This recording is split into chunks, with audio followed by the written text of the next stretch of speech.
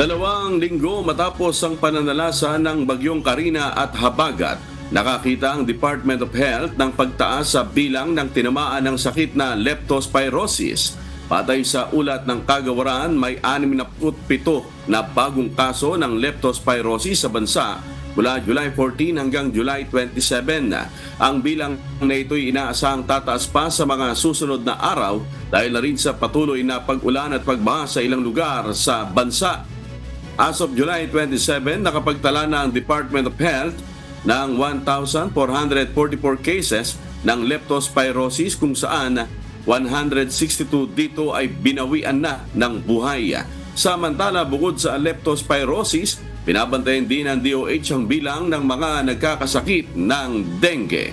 As of July 27, nakapagtala na ng 128,834 na kaso ng dengue, 33% itong mas mataas sa 97,211 cases noong nakaraang taon.